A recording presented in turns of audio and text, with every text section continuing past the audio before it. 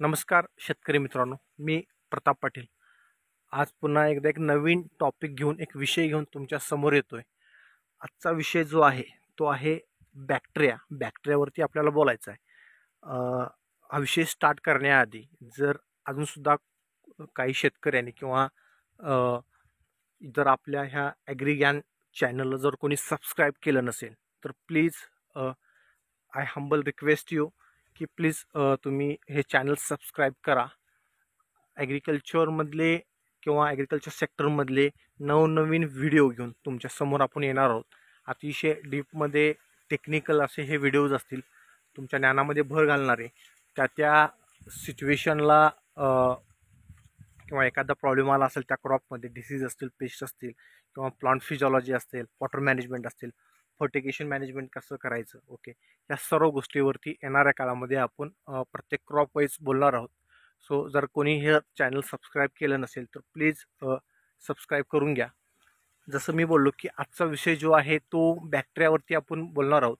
की रिसेंटली मी एक form visit केली आणि त्या फार्म व्हिजिटमध्ये एक शेतकरी मला भेटला आणि तो शेतकरी अतिशय प्रोग्रेसिव्ह फार्मर होता, ॲक्टिव्ह होता, ॲग्रिकल्चर प्रॅक्टिस चांगले करतो, अभ्यास होता भरपूर. आणि त्याने मला असा क्वेश्चन केला होता की आजकाल ज्या मार्केटमध्ये काही प्रोडक्ट्स आलेत बॅक्टेरियाचे, ज्यामध्ये सर्व बॅक्टेरिया मिक्स आहेत एकाच प्रोडक्टमध्ये. म्हणजे तुमचा नायट्रोजन फिक्सिंग बॅक्टेरिया असेल म्हणा, किंवा फॉस्फरस सोल्युबलायझिंग बॅक्टेरिया असेल, पोटॅश मोबिलायझिंग बॅक्टेरिया असेल, किंवा झिंक सोल्युबलायझिंग बॅक्टेरिया असेल, कॅल्शियम मोबिलायझिंग बॅक्टेरिया असेल, असे अनेक म्हणजे मल्टिपल बॅक्टेरिया एकाच पॅकेटमध्ये पॅक केलेले आहेत. आणि मग त्यांचं खरंच वर्किंग इफिशियन्सी चांगली असते का, किंवा जमिनीला किंवा सॉईल ड्रीप थ्रू जर आपण कोणत्याही क्रॉपला जर दिलं तर त्यांची कार्यक्षमता जी आहे ती खरंच कार्य करते का, किंवा आपल्याला जसे प्रकारचे रिझल्ट पाहिजे आहेत ते भेटतात का, असा हा एक क्वेश्चन त्या शेतकऱ्याचा होता. त्याच विषयावरती आज आपण बोलणार. जर असे हे जे बॅक्टेरिया आहेत, ह्या बॅक्टेरियामध्ये कसं असतं की स्पोर हार्वेस्ट टेक्नॉलॉजीचा वापर करून ह्या बॅक्टेरिया ॲक्च्युली बनवले जातात. आता स्पोर हार्वेस्ट टेक्नॉलॉजी म्हणजे, आता एक एक्झाम्पल द्यायचं तुम्हाला झालं तर 19-19-19 नावाची एखादी आपले फर्टिलायझरची ग्रेड असते. ओके, त्यामध्ये नायट्रोजन बी असतो, फॉस्फरस बी आहे, पोटॅशसुद्धा आहे. ओके, जर 19-19 आपण जेव्हा ड्रिप थ्रू देतो तेव्हा नायट्रोजनचं काम जे आहे, म्हणजे पहिला जो 19 आहे तो नायट्रोजनचं काम करतो. म्हणजे तुमच्या झाडाची वाढ जर थांबली असेल तर तो पूर्ण क्रॉपची किंवा त्या झाडाची वाढ होण्यासाठी मदत करतो. फॉस्फरसचं काम आहे, सेकंड जो दुसरा 19 आहे तो मुळींची वाढ करण्यासाठी काम करतो. त्याचबरोबर बुंदा असेल किंवा शूट्स असतील किंवा ब्रँचिंग प्रॉपर नसेल, ओके, तर त्यासाठी मदत करतो. तर आपला थर्ड नंबरचा 19 आहे तो काय करतो की रोग प्रतिकार क्षमता, डिसीज रेजिस्टन्स पॉवर त्या झाडातली वाढवण्यासाठी, त्याचबरोबर आपली जर फळाची साईज होत नसेल तर फळाची साईज करण्यासाठी तो 19 शेवटचा काम करतो. तशाच पद्धतीने जेव्हा ह्या बॅक्टेरिया कंबाईन बॅक्टेरिया, सर्व प्रकारचे बॅक्टेरिया असतात अशा प्रोडक्टमध्ये, आणि जेव्हा हे आपण जमिनीमधून देतो तेव्हा जमिनीमध्ये गेल्यानंतर जमिनीच्या वेगवेगळ्या भागामध्ये हे स्वतःच्या कॉलनीज जे आहेत ह्या कॉलनीज डेव्हलप करत असतात. आता स्पोर हार्वेस्ट टेक्नॉलॉजी नंतर जर मार्केटमध्ये असे अजून एक आहेत की त्या डेक्स्ट्रोज टेक्नॉलॉजीचे आजकाल आलेले आहेत. डेक्स्ट्रोज टेक्नॉलॉजी म्हणजे काय?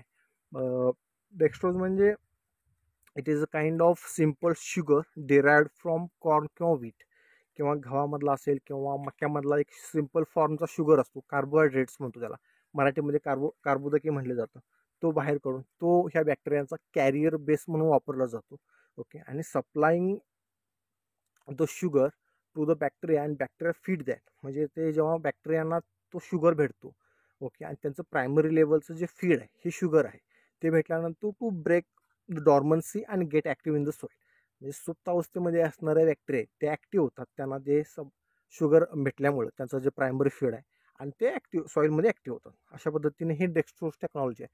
त्यामुळे डेक्स्ट्रोज टेक्नॉलॉजी ज्या कंपनीकडे आहे वापरून हे बॅक्टेरिया बनवतात, त्यामुळे तिथं काहीच प्रॉब्लेम येत नाही. आता डेक्स्ट्रोज टेक्नॉलॉजीच्या नंतर जर अजून ॲडव्हान्स जर कुठली टेक्नॉलॉजी असेल तर लिओफिलायझेशन नावाची टेक्नॉलॉजी आहे.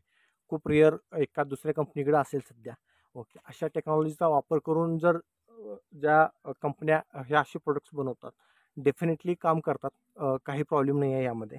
ओके, फक्त आपल्याला कोणत्या गोष्टीची काळजी घ्यायची किंवा बॉटल परचेस करताना तुम्ही बघू शकता कधी कधी बॉटल फुगलेली असते. आता फुगलेली असते म्हणजे नेमकं काय झालेलं असतं त्यामध्ये, की त्यामध्ये फर्मेंटेशन झालेलं असतं. आता फर्मेंटेशन म्हणजे काय, एक किण्वन प्रक्रिया आहे. म्हणजे it is a metabolic processes that produces some chemical changes in organic substances through the action of enzymes.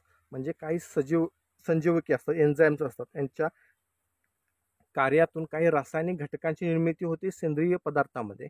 Okay, आणि त्यामुळे ते काय होतं की बॉटल फुगल्यामुळे त्या फर्मेंटेशनमुळे एक इम्प्युरिटीज म्हणजे कंटॅमिनेशन म्हणजे अशुद्धता वाढते. ओके, म्हणजे काही विषबाधक घटकांची निर्मिती त्यामध्ये होते आणि त्यामुळे त्यांची कार्यक्षमता ही कमी होते त्या अशा बॅक्टेरियांची, किंवा अशा बॉटलमध्ये जेव्हा बॅक्टेरिया असतात त्यांची कार्यक्षमता कमी होऊन जाते. त्यामुळे शेतकऱ्यांनी अशी बॉटल्स परचेस करणे टाळलं पाहिजे किंवा अशा बॉटलचा वापर करू नये. त्याचबरोबर शेतकऱ्यांनी अजून एक अशी काळजी घ्यायची आहे की जेव्हा हे बॅक्टेरिया आपण स्लरीमध्ये देतो, काही शेतकरी जीवामृत स्लरी कॉमन असते आपल्याकडं, स्लरी बनवतात जीवामृतची, आणि अशा जीवामृतच्या स्लरीमध्ये सुद्धा आपण हे बॅक्टेरिया देत असतो. तर शेतकऱ्यांना इथं काम करायचं आहे की कन्सोर्शिया बेस असणारे, म्हणजे नायट्रोजन, फॉस्फरस, पोटॅश एकापेक्षा जास्त बॅक्टेरिया असणारे जे प्रोडक्ट आहेत असे स्लरीमध्ये वापरू नयेत. फक्त स्लरीमध्ये वापरणार असाल तर एक सिंगल बॅक्टेरिया वापरायचा आहे. म्हणजे तुम्ही एका वेळेला पोटॅश मोबिलायझिंग बॅक्टेरिया वापरू शकता, त्यानंतर दुसऱ्या स्लरीच्या तुम्ही ह्याला फॉस्फरस सोल्युलायझिंग बॅक्टेरिया वापरू शकता. पण कन्सोर्शिया मोर दॅन 2 किंवा 3 असणाऱ्या बॅक्टेरिया तुम्ही स्लरीमध्ये वापरू नका. ओके, तुम्हाला रिझल्ट चांगले भेटणार नाहीत. त्याचबरोबर काय करायचं आहे की त्या बॅक्टेरिया स्लरीमध्ये वापरताना ओके मल्टिप्लाय करत बसायची काही गरज नाही आहे. ओके, ॲक्च्युली तो टेक्नॉलॉजी अशी वापरलेली आहे की ते पाण्यामध्ये गेल्यानंतर किंवा त्या स्लरीमध्ये गेल्यानंतर विदिन 4 आवर्समध्ये 4 तासामध्ये त्या बॅक्टेरिया ॲक्टिव्ह होऊन जातात. आणि ॲक्टिव्ह झाल्यानंतर तुम्ही 5व्या किंवा 6व्या तासाला 4 तासानंतर कधीही तुम्ही देऊ शकता. मल्टिप्लाय करत बसायची गरज नाही, किंवा 5 दिवस ठेवतो, 6 दिवस ठेवतो, काय ठेवायची काही गरज नाही त्यामध्ये. त्यानंतर थर्ड आहे की की अशा बॅक्टेरिया जे आहेत की केमिकल म्हणजे काय, कुठल्या फर्टिलायझरच्या ग्रेड बरोबर देऊ शकतो का, असं सुद्धा काही शेतकरी विचारतात. हो, देता येतं. ओके, पण तुम्हाला उत्तम जसे रिझल्ट्स पाहिजे आहेत तसे रिझल्ट्स तुम्हाला त्यामध्ये भेटणार नाही आहे. कारण त्या फर्टिलायझरच्या ग्रेडमध्ये किंवा एखादा न्यूट्रिशन, फॉर एक्झाम्पल जर फॉस्फरस जो आहे स्फुरत, तो त्यांना हानिकारक आहे, त्या बॅक्टेरिया बाधित करतो. त्यामुळे जे सोल्युशन जे तुमचं तयार होतं त्या सोल्युशनचा जो pH आहे ओके तो 4च्या आत नसला पाहिजे, किंवा ॲसिडिक, खूप ॲसिडिक किंवा स्ट्रॉंग ॲसिडिक नसला पाहिजे. pH जो आहे तो 4च्या वरती असला पाहिजे, म्हणजे ते सोल्युशन आहे ते प्रॉपर बनतं किंवा जास्त बॅक्टेरियाना तो फॉस्फरस डॅमेज करत नाही. जर ते सोल्युशन खूप ॲसिडिक ह्याच्यामध्ये बनलं, ॲसिडिकमध्ये गेलं तर ते बॅक्टेरियाना खूप बाधित करतो फॉस्फरस. त्यामुळे तुम्हाला जसे रिझल्ट्स पाहिजे आहेत ओके, जो तुमचा मोटो आहे तो बॅक्टेरिया देण्यामागचा ओके, तो ऑब्जेक्टिव्ह म्हणा तुमचा प्रॉपर सक्सेसफुल होणार नाही. त्यामुळे शेतकऱ्यांनी बॅक्टेरिया देताना केमिकलचा नाहीच उपयोग केला, त्यामध्ये कुठल्याही फर्टिलायझरच्या ग्रेडमध्ये नाहीच दिलं तर अतिशय उत्तम राहील. ओके, तुम्ही फक्त स्लरीमध्ये देऊन द्या किंवा प्लेन पाण्यामध्ये मिक्स करून, गुळाचा वापर जर करायसुद्धा काही गरज नाही, कारण डेक्स्ट्रोज बेस असल्यामुळे गुळाची काही गरज नाही. जर ॲडिशनली तुम्हाला त्यामध्ये गुळ टाकायचं असेल तर तुम्ही टाकू शकता. ओके, तसं ॲक्च्युली काहीच गरज नाही आहे.